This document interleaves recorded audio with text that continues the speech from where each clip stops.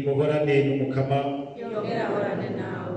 Inkuru nziza Yesu Kristo nk'uko twayandikiwe na Matayo mweranda. Nahazwa mukama. Muri irya minsi Yesu yaciriye ishengero y'umugani ati, ubwami bw'ijuru twobugereranya na nyene urugo yazindutse umutwenzi kurondera abamukorera mu murima w'imizabibu. Bemeranya idenariyo imwe ku munsi, aca abarungika mu mizabibu yiwe. Ngo ahengere nko ku isaha ya gatatu akubitira ku irembo, abona abandi bicaye ku nama ataco bakora, araheza ababwira ati, nimugende mu mizabibu yanje ndabahemba impembe bakwiye. Nabo baca barajayo. Ngo ahengere nko ku isaha ya gatandatu no ku isaha y'icenda, asubira gukubitira ku irembo, agira nka kumwe kwa mbere. Ngo ahengere nko ku isaha y'icumi na rimwe, asubira ku irembo ahasanga abandi bibereye aho. Araheza ababwira ati, ni kuki mwiriwe muhagaze aho ataco mukora? Baramwishura bati, nuko twabuze uwutujana kumukorera. Nawe ababwira ati, nimugende na mwebwe mu mizabibu wanje. Bugorovye nyene ibizabibu abwira umubwiriza wiwe ati, gotora abakozi ubagerere, utangurire kubaherutse, uhereze kubaje ubwa mbere. Abaje ku isaha y'icumi n'imwe baje, umwe umwe bamuhereza idenariyo imwe. Bamwe b'ubwa mbere nabo bagira ngo baza kugererwa ibiruta, ariko nabo nyene umwe umwe aronka idenariyo imwe. Baryakira rero batonganya senaka bati, abo baje ubwa nyuma ubagereranya natwe twishwe n'intuguta n'izuba, nabo bakoze isaha imwe. Nawe rero abwira umwe muri bati, mbega mugenzi, nakurenganije nte nitwari twemeranije idenariyo imwe? Fata rero ivyawe ugende, nije nashatse kugerera uwaje ubwa nyuma nk'uko nakugereye nawe. None hari kimbuza kugenza ivyanje nk'uko ndabishaka? Uheze undabera ibi kuko ngira neza. Uko niko abanyuma bazoba abambere nabo bakaba abanyuma. Iryo ni ijambo ry'umukama.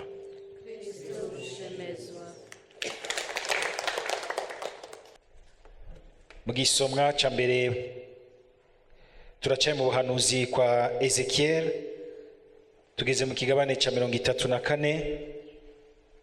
Turumvise amajambo y'Imana adasanzwe umukama yarungikanye Ezekiel kuri aba twumvise ijambo ry'Imana gise abungere b'Isirayeli. Tukumva yuko ari ijambo ritoroshe, ijambo ryo kubahambarira, ngo kuko bitwararitse gusa utwabo n'ivyabo, birengagiza intama z'umukama, birengagiza abantu b'Imana, ngo abo nabo bamera nk'intama zitagira umwungere, zimwe zigasanzara izindi zikaribwa n'ibikoko. Uretse ko nabo nyene bashimye gusa kuzirya, ntibamenya kuzikorera.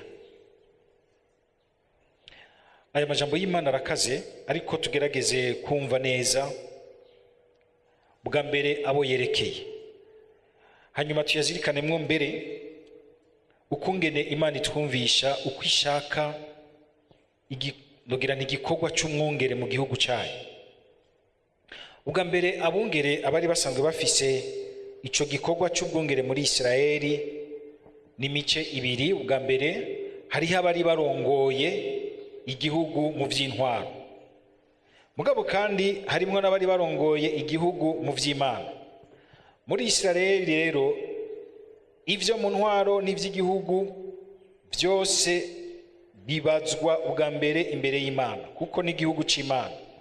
Abo bantu n'abantu b'Imana, abarongozi nabo nabahabera umukama, bagaheza bagategerezwa gukorera icyo gihugu kugira ngo kigire igihagararo n'ubwiza koko bw'igihugu cy'Imana. Ariko tukumva ko Mukama ababa yagira ati, mwebwe hakuragira intama mwishinze kurya inyama zazo, muheza mwifuka ubwoya bwazo, muraziheberana uko. Abo rero nibo bari basanzwe bafise igikorwa cy'ubwungere muri Isirayeli. Bikumvikana yuko aha iri jambo ry'Imana rishobora gutahurwa mu ntumbero y'ikintu cyose cyitwa uburongozi, kuko burya indongozi mu bandi ari mu by'intwaro canke mu by'Imana canke no mu by'ikibano canke mu migwi y'ubutumwa, mu migwi yose, igihe utowe ngo urongora abandi uba ufise igikorwa ca mbere cyo gutegerezwa kubegeraniriza hamwe, bakumva ko hari inyungu bariko baronderera hamwe, kandi ko bategerezwa kwironderera hamwe, igaheza ikabadugiriza hamwe icyarimwe.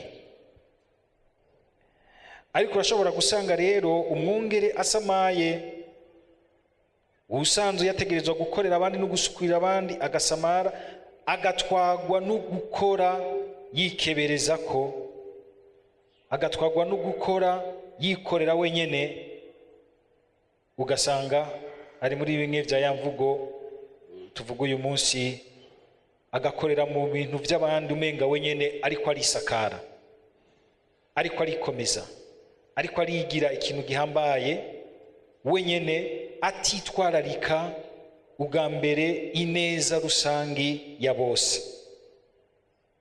Mwumvise yuko Mukama agira ati, abo bungere bene abo tuzohonyora hamwe. Si ikintu coroshe kwemera kuja imbere y'abandi uba wemeye ubutumwa bukomeye bushika imbere y'Imana, ko mu byo musangiye muheza mukumva yuko ivyo mukora, ivyo utegerezwa kubakorera, ivyo utegerezwa kwitwararika, ubabazwa atari muri ubu buzima gusa, mbere n'imbere y'Imana, kuko n'abana b'Imana n'abantu barimwo ishusho y'Imana. Guhindukira ugasanga wabagize nk'ibikoresho by'inyungu zawe, ugasanga ni uri kuramererwa neza nabo bamererwa nabi, aho haba hari ikibazo. Utitwararika ubuzima muri bo buheza bugatera imbere, kandi bugatera imbere kuri bose. Aha rero niho tuca twumva, ugiye kuzirikana neza amajambo ya Ezekiel, munagerageje kuyegeranya, dusanga aduha isiguro nogira nti y'igikorwa nyabutatu c'umwungere. Umwungere kugira ngo arangure neza igikorwa c'ubwungere mu mpande izo arizo zose, ari mu by'intwari no mu by'Imana, hariho ahantu hatatu ategerezwa kwamakurakuranya akaba, kugira ngo yuzuze neza igikorwa cy'ubwungere. Mu bisanzwe bwa mbere umwungere ni ugendera imbere y'abandi, akabumvisha iyo batera baja, akabumvisha vision bose batera bakurikira,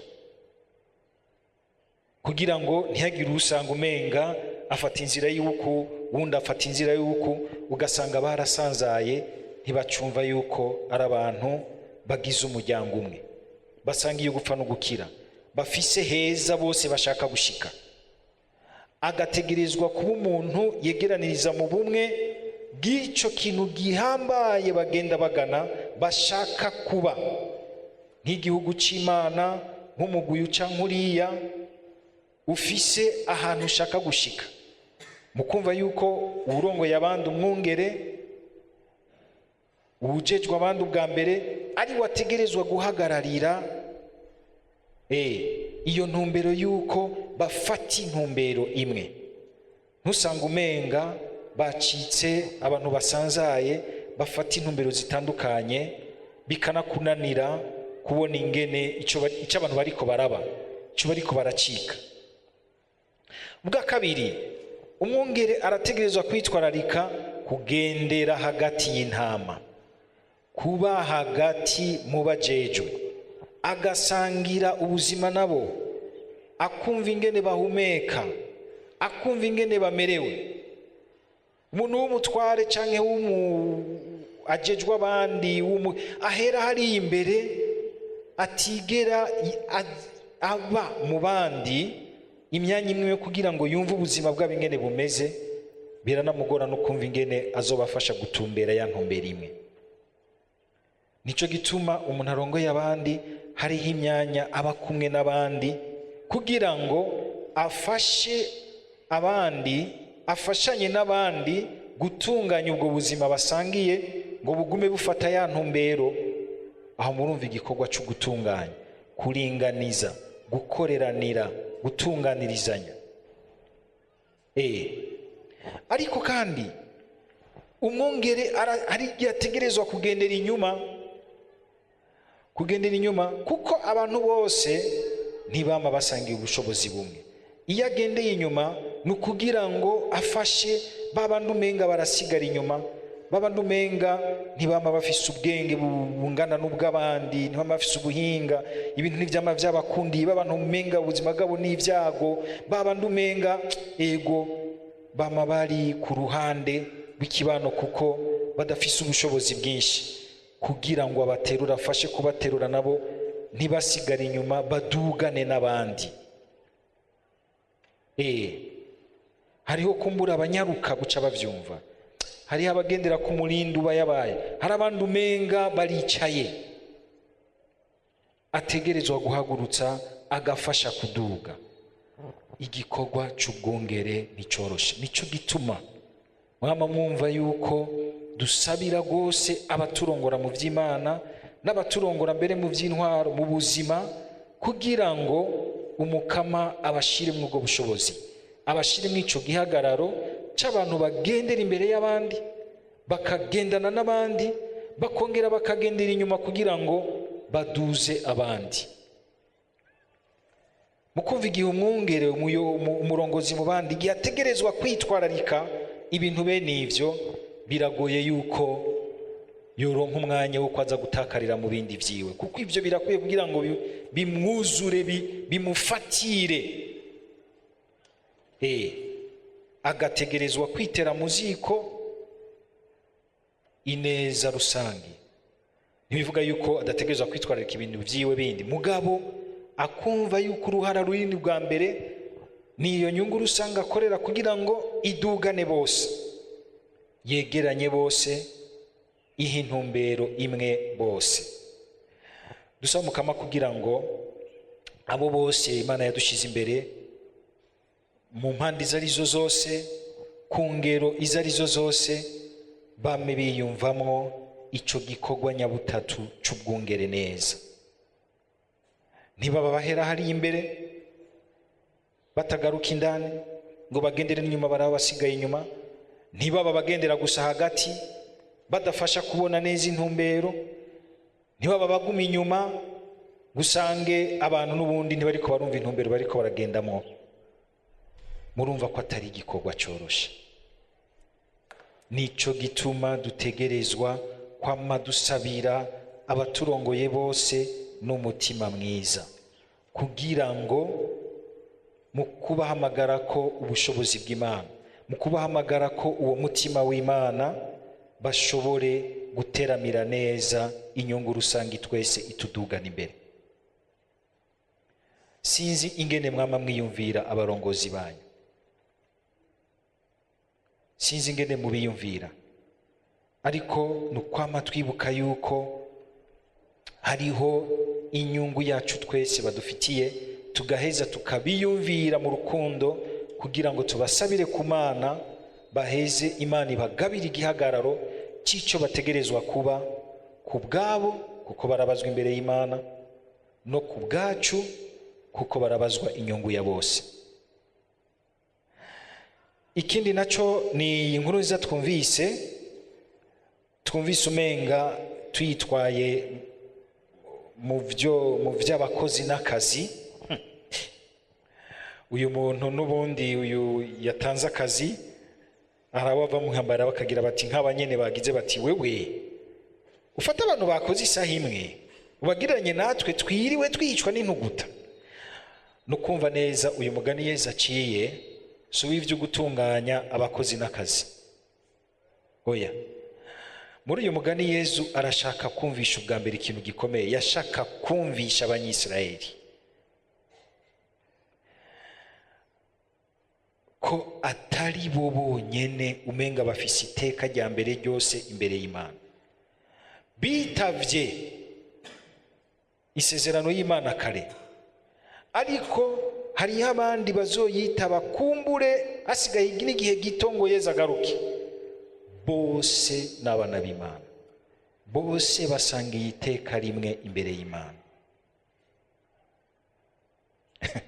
Ciye nibuka filime nigeze kubona menga ya Bernadette Mweranda, ko Bernadette Mweranda mu nyuma umenga maze kubona Bikira Mariya yavuye amufasha kumva umuhamagaro wiwe, agenda kwihebera Imana. Hama rero kuba yarabonekewe hari igihe yarabizira gose mu babikira batashobora kuvyumva. Kakakobwa niko vaho karabonekewe nabikira ati je mazi imyaka ingahe ngaha nihebeye Imana kweri katabonekeye jewe.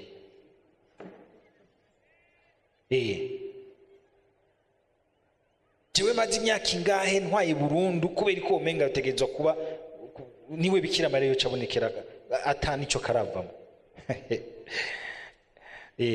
Nukwama twitonda, nitwibaze yuko ibidupanga vy'ivyubahiro mw'isi, mu kibano, mu miryango y'abihaye Imana canke mu biki, yuko umenga niko Imana ibibona, niko Imana ibipanga. Suko bidakenewe, oya, subwe yuko vyose ari kuja gusambura, oya, si ivyo. Mugabo kuko ivyo bipangwa kugira ngo abantu bamenye n'ingene bakoreranira, bamenye n'ingene bategerezwa gutunganya ubuzima bwabo. Ariko nuko amatwibuka yuko hejuru y'ivyo vyose dusangiye iteka rimwe. Wowe kumbure waragiriwe amahirwe uvyumva kare, si wavyihaye warabigabiwe. Naha twumva ngo n'uyu senaka agenda agatanga akazi, ni Imana yagutumbereye iraguhamagara hakiri kare. Ejo harundi azovyumva ku yindi saha, ejo harundi azovyumva, ariko mwese ni denariyo imwe y'urukundo rw'Imana, ni denariyo imwe mwese y'iteka ry'Imana mwambara mugacika mwese abana bayo, ikabakunda ku rugero nyene rwayo rw'Imana. Ntawuha igice cy'idenariyo, ntawuha urukundo rugabanije, ntawuha urukundo rwinshi gusumbya urundi. Ni Imana imwe yitanga kuri bose bivanye naho bagiriwe amahirwe yo kumva uwo muhamagaro wo kuza hafi y'Imana, bakayikunda, bakayikorera. Nitwashika mu ijuru naho nshobora gushika ngira nti Mukama, urazi bariya abantu ingene banduhishije,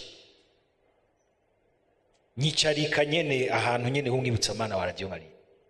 Hoya, ubwo hajya ahantu wateretswe warumvise umutima w'Imana, warumvise iteka abandi batwaye imbere y'Imana, mwese musangiye Imana umuvyeyi umwe. Wewe kumbure waragiriwe amahirwe yuko uvyumva kare, wunde akavyumva kuri isa. Mbere hari igihe umuntu yumvira ati byiza, sinzi wigeze uvuga ati byiza jewe numva umenga no hinduka hama Imana igaca impamagara ntarasubira gukora ibyaha. Kuko hari abahinduka uko bagenda baramara igihe mu buzima bwabo ugasanga bariko baratakaza kwa guhinduka kwabo, basubiye inyuma. Ariko igihambaye nuko amatwumva yuko Imana si umwanya tumaze mu vyayo, n'uwo mwanya ahubwo tugize tuti turayumvise, turayakiriye, vyose bicika bishasha. Tugire Kristo. Nta mwigera mutangara mubonye nka Yesu ku musaraba, ca gisuma cihanye mu rukundo rwinshi, akibwira ati uyu munsi urabana nanje mu paradiso. Ba Petero ntibarashikayo, ba Yohana ntibarashikayo, na Bikira Mariya ntarashikayo. kijya gisuma kikaba kigeze mu iparadiso. Upuve buzimagine urwo rukundo rw'Imana. Ari twebwe twagira tutu ico gisuma nikibanze gicariya mu mpimba kibanze cishura ibyo conone. Mugabo ku muntu ahindutse by'ukuri akakira umukama, yambara iteka ryose ry'umwana w'Imana, ntajyambara igipande ngo nuko aje atevye. Nkuko nuwaje kare igihe arizigamye aguma ari umwana w'Imana, bose bakira Imana imwe kandi bagategerezwa nabo nyene kwakirana nk'abana b'Imana. Si kibazo rero cyo guhemba washitse kare menshi gusumba uwaje ateba. Oya, n'ubuntu n'umusesekara w'urukundo rw'Imana ruheza rukatwakira twese hamwe. Ariko ugasanga uyu avyumvise kare kuko yabaye ahantu bimworohereza, wundi avyumvise ateba, wundi kumbure bije no ku munota wa nyuma. Dusaba umukama ko amatugira uwo mutima wagutse bo kumva iteka ry'umwana w'Imana muri abo bose, mbere umukama ashobora no kuzana aduciyeko. Ntucugira uti mukama nije namukuzaniye rero uzoraba nshire mu kibanza ciza gusumba iciwe. Oya, aho kagira uti mukama ndahimbawe yuko umuvukanyi wanje uyu munsi acitse uwo dusangira urugendo rw'iryo teka ryo kuba abana b'Imana, tukagusanganira wowe muvyeyi wacu umwe kuri twese, utubeshaho umunsi ku munsi gushika kuri wa munsi tuzokubona amaso mu yandi. Amen.